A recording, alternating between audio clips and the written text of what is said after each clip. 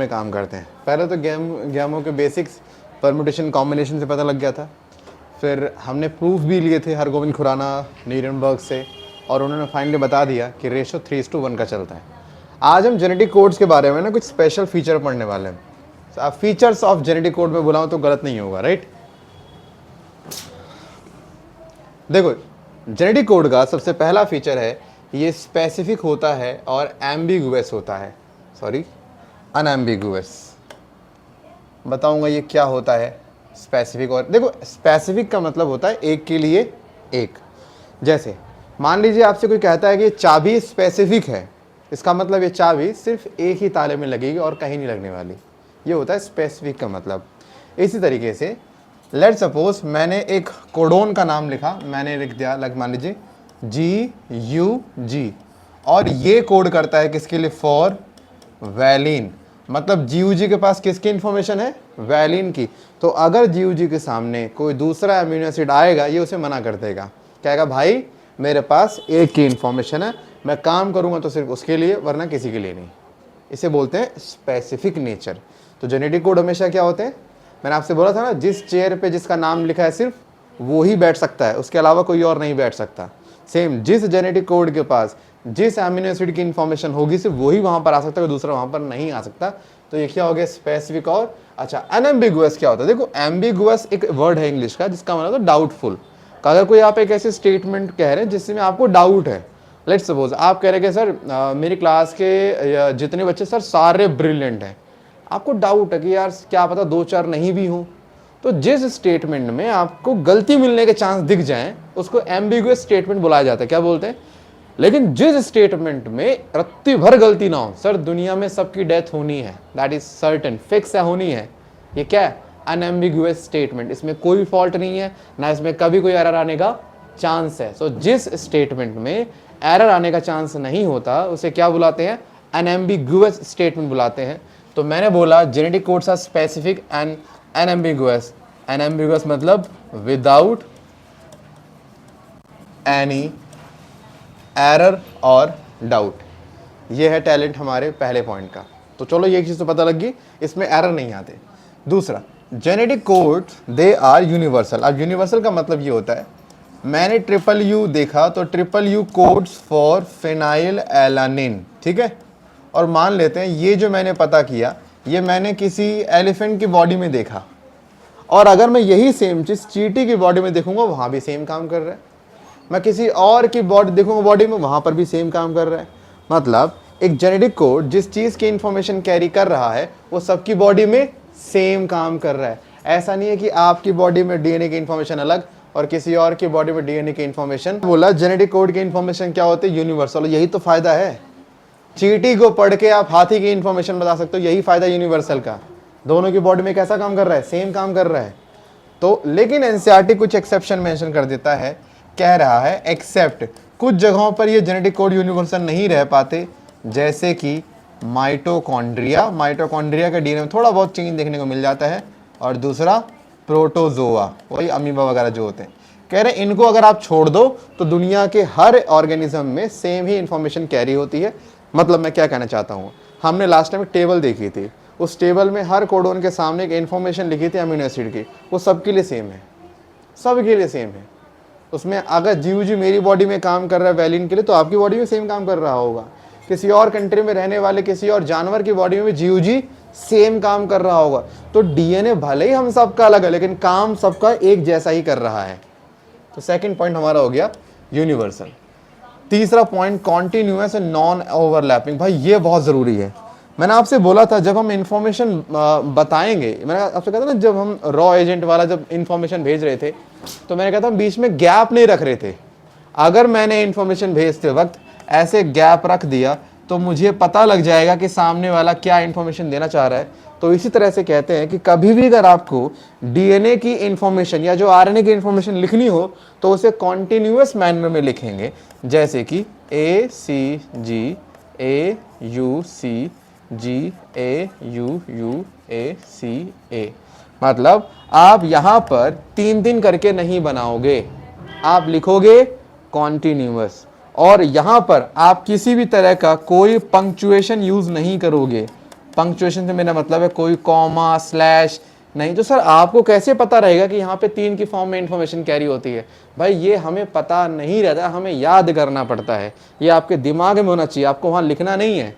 सो मुझे पता है यहाँ पर एक कोडोन ये हो गया, दूसरा कोडोन ये, तीसरा ये, चौथा ये, और ये कोई कोडोन नहीं बना रहा, तो वो फालतू पड़ा हुआ है। और एक चीज़ और, क्योंकि मैंने आपसे बोला जेनेटिक कोड हमेशा ट्रिपलेट की फॉर्म में एक्ट करते हैं, मतलब जेनेटिक कोड्स में इंफॉर्मेशन हमेशा 3-3 की फॉर्म में सेट करी गई है। 3 बेस में एक इन्फॉर्मेशन, अगले 3 बेस में एक इन्फॉर्मेशन, और अगले 3 बेस में एक इन्फॉर्मेशन। दैट्स व्हाई मैंने क्या बोला, ट्रिपलेट। और 3 को मिलाकर हम लोग क्या बुलाते हैं? कोडोन्स बोलेंगे। क्या बोलेंगे? कोडोन्स बोलेंगे। अब नॉन ओवरलैपिंग जरा समझो ये क्या है।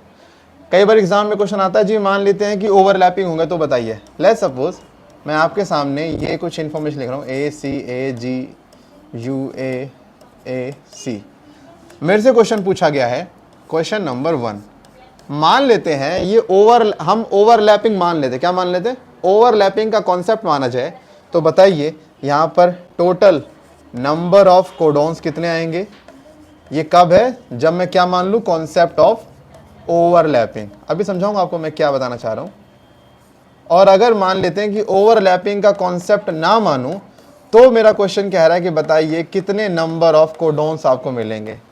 अब देखो पहले हम एक नॉर्मल तरीका कैसे बताते हैं कोडोन्स का। सबसे पहले सर ये एक कोडोन हो गया, नंबर 1 कोडोन, नंबर 2 कोडोन और नंबर 3 कोडोन। वो कोई कोडोन नहीं है, उसको आप चाहो तो अभी हटा ही दो, कन्फ्यूजन रखना नहीं है। कितने कोडोन है? 3। क्या एक कोडोन का कोई पार्ट दूसरे कोडोन से मिला? ये कोडोन अलग है, सेकंड कोडोन अलग है, थर्ड अलग है। So this is first codon, second codon, third. यहां पर मुझे किसी भी कोडोन के अंदर कोई सिमिलैरिटी, देखो ये कोडोन का कोई पार्ट दूसरे कोडोन के संपर्क में नहीं है, दूसरे कोडोन का कोई पार्ट तीसरे कोडोन के संपर्क में नहीं होगा। नॉन ओवरलैपिंग, कोई ओवरलैपिंग नहीं हुई है। और हमें हमेशा रीडिंग कैसी करनी है? नॉन ओवरलैपिंग से करनी है।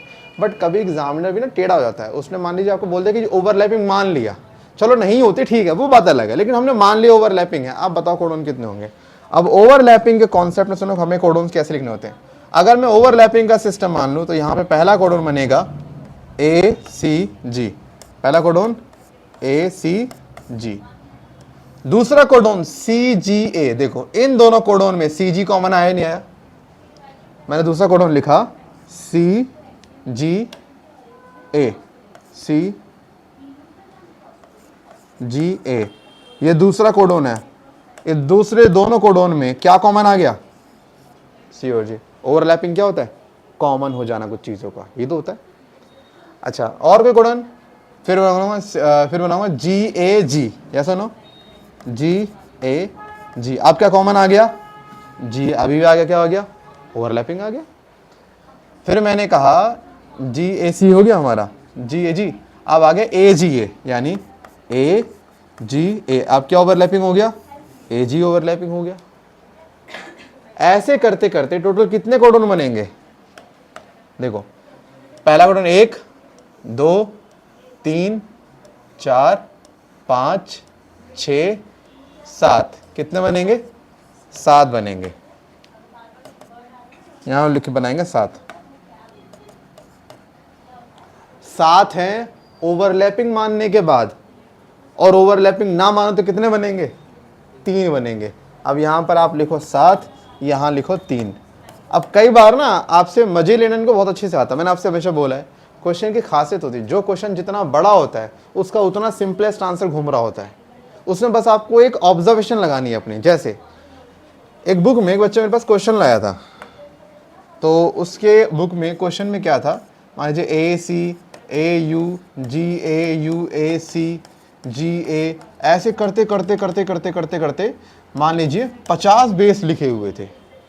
अब उससे पूछा गया था ओवरलैपिंग का कॉन्सेप्ट अगर मान लिया जाए, क्योंकि बिना ओवरलैपिंग के तो बच्चा वैसे भी आंसर निकाल ही लेता है, कह रहा ओवरलैपिंग का कॉन्सेप्ट मान ले तो बताइए कितने कोडोन यहाँ बनेंगे। अब वो अगर ऐसे करने बैठ जाए कि भाई 1 2 3, टाइम बहुत लग जाएगा। तो मैंने हमेशा बोला बड़े क्वेश्चन में पैटर्न ज़रूर मिलता है, एक खासियत है। तो मैं काम करता हूँ 50 तक नहीं जाता हूँ, मैं 5 बेस लेकर चलूँ, 5 बेस। चलो मैंने 5 बेस, या तो ये ले लो या कोई भी ले लो, ACAUG। तो 1 2 3 मिले, है ना? 3 मिल रहे हैं, तो आप कर सकते हो। यानी जब 5 बेस हैं तो मुझे 3 कोडोन मिल रहे हैं, हाँ कि ना। मैं एक काम करता हूँ, मैं फिर एक और बढ़ा लेता हूँ, ACAUGA। आप देखता हूँ 1 2 3 4, कितना आ गया 4, यानी 6 बेस करें तो कितना मुझे मिला, 4 कोडोन मिला। मैं एक और बढ़ा लेता हूँ, मैंने टी कर लिया या यू कर लिया, अगर आर ने तो यू कर लिया, कितना आएगा 1 2 3 4 5, कितना आ गया 5, यानी 7 बेस पे कितना आ गया 5। मुझे एक चीज़ दिख रहा है कि मैं जितने बेस ले रहा हूं उससे 2 कम मिल रहे हैं हमेशा कोडोन। कितने मिल रहे हैं, 2 कम मिल रहे हैं कोडोन। मैंने पैटर्न ढूंढ लिया। पैटर्न छोटे से ढूंढना होता है, बड़े ढूंढ छोटे। अब देखो 2 में, देखो 3 में, 4 में, देखो क्या सिमिलरिटी आ रही है। मुझे मालूम पड़ रहा है अरे ये तो हर बार 2 ही कम आ रहा है, तो अगर भैया 7 पे 5 आ रहा है तो 8 पे 6 आएगा, 9 पे 7 आएगा, 10 पे 8 आएगा। इसी चीज को फॉलो करूं तो अगर बेस 50 है तो कोडोन कितने आ जाएंगे 48, ये इसका आंसर है। तो कई बार अगर आपके सामने ऐसे क्वेश्चन दे दें जो क्वेश्चन बड़ा लग रहा है कि यार ये तो बहुत टाइम खा जाएगा, तो प्लीज ना सॉल्व मत करना, 2 मिनट ठहरो, वहां पे पैटर्न ढूंढो, कुछ तो पैटर्न मिल रहा होगा। और पैटर्न मिल गया तो जो आप सॉल्व करके निकालोगे आंसर 10 मिनट में, आपका 10 सेकंड में आंसर आ जाएगा, और उसमें ज्यादा आप श्योर होगे कि मेरा आंसर ठीक है, क्योंकि लॉजिक के हिसाब से आप चल रहे हो। ये तुक्के नहीं, लॉजिक्स में काम कर रहे हैं ठीक सारे कॉन्सेप्ट। तो पता लगा जेनेटिक कोड क्या होते हैं हमारे, नॉन ओवरलैपिंग। हमें ओवरलैपिंग नहीं करवानी, हम तो नहीं करवाएंगे भाई, बाकी एग्जाम चाहे जैसा मर्जी दे रहे क्वेश्चन, उसकी हम कुछ नहीं कर सकते। ट्रिपलेट हो गया। हमारा अगला जो जेनेटिक कोड का फीचर है वो है ये डुअल फंक्शन। जेनेटिक कोड के हालांकि काम क्या होते हैं, टू कोड एमिनो एसिड, है ना, यही तो काम होता है। कुछ जेनेटिक कोड के एक से ज्यादा काम निकल गए, उसका एग्जाम्पल है एक ही, वो है AUG। इसका 2 काम है। पहला, इसके पास मिथ्योनिन की इंफॉर्मेशन पाई जाती है, इट कोड्स फॉर मिथ्योनिन। और दूसरा, ये प्रोटीन फॉर्मेशन को स्टार्ट करने के लिए इसे रखा जाता है।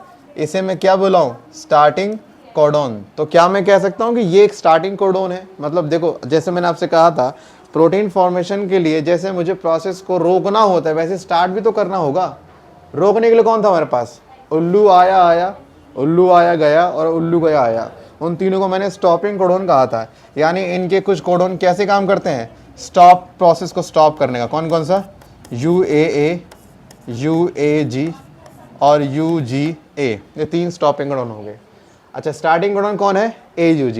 मतलब याद करना, प्रोटीन फॉर्मेशन को स्टार्ट करता है AUG नाम का कोडोन, प्रोटीन फॉर्मेशन को एंड करता है, ये 3 में से कोई एक भी आ गया तो भी प्रोसेस रुक जाता है।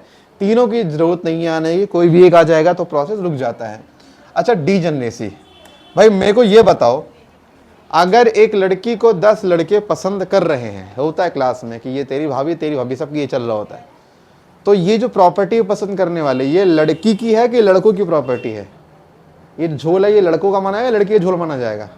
लड़कों का भाई, लड़की तो एक ही है, उसका थोड़ी। अब यहाँ पर हुआ कह रहा है कि ये वैसी सी कहानी है कि देयर आर मल्टीपल कोडोन्स, सारे कोडोन्स को एक ही लड़की पसंद आ गई, उस लड़की का नाम है अमीनो एसिड।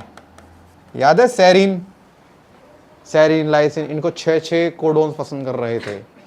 तो जब बहुत सारे कोडोन्स सेम एमिनो एसिड को कोड कर रहे हों तो कोडोन्स की इस प्रॉपर्टी को क्या बुलाते हैं, डीजनरेसी। ये प्रॉपर्टी एमिनो एसिड की तो नहीं है, ये किसकी है, कोडोन्स की है। तो क्या बोलेंगे, when multiple codons code for single amino acid then this property of codons will be known as degeneracy. Why degeneracy, degenerate का मतलब कुछ होता है, आई थिंक केमिस्ट्री में अपने अगर पढ़ा हो, कोऑर्डिनेशन में पढ़ा होगा, मतलब डी ब्लॉक में जब वो टूटता है 2 पार्ट ना, 3 और 2 में जो टूटता है, डीजनरेट का मतलब होता है सेम लेवल पे, एक ही लेवल पे रहेंगे सारे के सारे, एक लेवल सारे क्या होगा, डीजनरेट। ऊपर नीचे को तो हम बात पलट देंगे। यहाँ पे सब के सब अगर एक ही को पसंद करें तो सबका लेवल क्या हो गया उसके हिसाब से, मैं इन्फॉर्मेशन के हिसाब से एक हो गया, that's they all are degenerate. Degenerate का मतलब यहाँ पे दिया गया है एक लेवल पे रहना, कोई ऊपर नहीं और कोई उसके नीचे नहीं है। तो बट इसको डिफाइन हम ऐसे नहीं करेंगे, डिफाइन करेंगे when multiple codons code for single amino acid then this process will be known, then this property of codon will be known as degeneracy. और एक हमारा आ गया स्टॉपिंग कोडोन। ये हमारे जेनेटिक कोड्स की प्रॉपर्टीज है। अब भाई मैंने आपको ये पढ़ाया, बहुत जरूरी था। बिना जेनेटिक कोड को पढ़ाए मैं आपको ट्रांसलेशन नहीं पढ़ा सकता। मैंने आपसे कहा था इस चैप्टर में अगर टेढ़ी खीर का नाम मुझे बुलाना हो तो जेनेटिक कोड को तो मुझे ट्रांसलेशन बोलना गलत नहीं होगा। ट्रांसलेशन इस चैप्टर का थोड़ा सा टेढ़ा और थोड़ा सा बड़ा टॉपिक है, उसको पढ़ाने के लिए 2 टॉपिक पहले पढ़ने पड़ते हैं, जिसमें से एक तो हमने ये पढ़ लिया। अब हमारा अगला प्रोसेस स्टार्ट होगा, that is known as translation. But before translation देखो, पूरा तो आज खैर किसी भी हाल में नहीं हो पाएगा, मैं तो इस बात की भी श्योरिटी नहीं ले रहा कि कल हो जाएगा, शायद 2 क्लास लग जाए इसके लिए, बट चेक करते हैं। ट्रांसलेशन का सरल मतलब होता है mRNA से प्रोटीन का बनना। अब तुम कहोगे सर ट्रांसलेशन तो सिंपल भाषा में भाषा के बदलाव को तो बोलते हैं ट्रांसलेशन, तो यहाँ भी तो वही है, यहाँ कौन सा अलग है? जो ट्रांसलेशन आप जानते हो मतलब वही यहाँ पर भी है। भाषा के बदलने को हम क्या बोलते हैं? ट्रांसलेशन। बताओ मैं कैसे यहाँ पे कह रहा हूँ। आपको याद होगा डीएनए ने अपनी सारी इंफॉर्मेशन किसको दी? आरएनए को। डीएनए के पास सारी इंफॉर्मेशन थी 4 बेस के फॉर्म में, ATGC। तो आरएनए को भी इंफॉर्मेशन कोड की फॉर्म में मिली, और वो कोड कौन सा था? AUGC। अब आई थिंक आपको पता लग गया होगा कि आरएनए डीएनए इतना सिमिलर है क्यों, क्योंकि डीएनए अपनी सारी इंफॉर्मेशन किसको दे रहा है? आरएनए को। तो डीएनए के पास मैसेज जिस तरह का है वो उसी तरह का मैसेज किसी और को देना चाहता है। ये सिर्फ उसी को ही मैसेज दे सकता है जिसके पास इसके जैसा कॉम्पोजिशन हो। कौन है वो? आरएनए। तो तभी सारा इंफॉर्मेशन क्योंकि डीएनए से आरएनए ले रहा है, तभी इसका नाम क्या है? M stand for messenger RNA. सारा मैसेज इसके पास है। अब mRNA को इसके इंफॉर्मेशन को सेल को बताना, ये वैसी सी कहानी है। मुझे किसी ने कोई इंफॉर्मेशन भेजी, उसने भेजी मुझे कोडवर्ड की फॉर्म में भेजी। क्या भेजी? कोडवर्ड की फॉर्म में भेजी। अच्छा, उस पर्सन को किसी और ने इंफॉर्मेशन भेजी, उसको जिसने इंफॉर्मेशन भेजी, सोचो ये दोनों लोग पाकिस्तान में रहते हैं, ठीक है? सो लेट्स सपोज पाक फोर्स में यहां पर मान लीजिए हमारा एक एजेंट यहाँ है, तुम समझदार तो हो ही। सो एजेंट 1 ने एजेंट 2 को इंफॉर्मेशन भेजी, लेकिन यहाँ पे इंफॉर्मेशन भेजे कैसे भेजेंगे? कोडेड लैंग्वेज की फॉर्म में भेजेंगे। भाई सारा चलेगा कोड में, ये नहीं चलेंगे कि आज हमने उसको देख लिया वहाँ जाता वो नहीं है। अच्छा, यहाँ पे डिकोड नहीं चलेगा, यहाँ पे कोड 1 से कोड 2 चलेगा, है ना? अब क्योंकि ये इन्फॉर्मेशन पाक से हमारे भारत में आ चुकी है, तो जब ये इन्फॉर्मेशन हमारे भारत में आएगी तो हमारे भारत में इस इन्फॉर्मेशन को क्या किया जाएगा? डिकोड किया जाएगा। सो ये था डीएनए और ये था आरएनए। अब आरएनए का फर्ज है इस इंफॉर्मेशन को भारत में भेजे, लेकिन डिकोड फॉर्म में भेजे ताकि हमें समझ में आ जाए। तब यहाँ से इंफॉर्मेशन हमारे यहाँ पर आती है, और हमारे यहाँ पे इंफॉर्मेशन किस फॉर्म में एक्सप्रेस होगी? प्रोटीन की फॉर्म में। तो मुझे बताइए, इस आरएनए में इंफॉर्मेशन थी AUGC की फॉर्म में, प्रोटीन में इंफॉर्मेशन है सीक्वेंस ऑफ अमाइनो एसिड की फॉर्म में। यहाँ पे भाषा का बदलाव हुआ है कि नहीं हुआ? AUGC की इंफॉर्मेशन अमीनो एसिड की सीक्वेंस में कन्वर्ट हो रही है। This kind of conversion will be known as translation. यहाँ वही हुआ जो आप पढ़ रहे हो कि आरएनए की इंफॉर्मेशन चेंज, आरएनए की इंफॉर्मेशन को बदला गया है, एक अलग फॉर्म में लाया गया। किस भाषा में? प्रोटीन। और हाँ, हमारी सेल हर बात प्रोटीन की भाषा में ही समझता है। हर बात हमारी सेल के अंदर हिंदी इंग्लिश नहीं चलती है, हमारे सेल में चलती है प्रोटीन की भाषा। अगर एक सेल को किसी दूसरे सेल को कुछ कहना है तो क्या भेजेगा? प्रोटीन भेजेगा, वो समझ जाएगा क्या कहना चाह रहा है। तो प्रोटीन हमारी बॉडी की सबसे सिंपलेस्ट लैंग्वेज में मानी जाती है।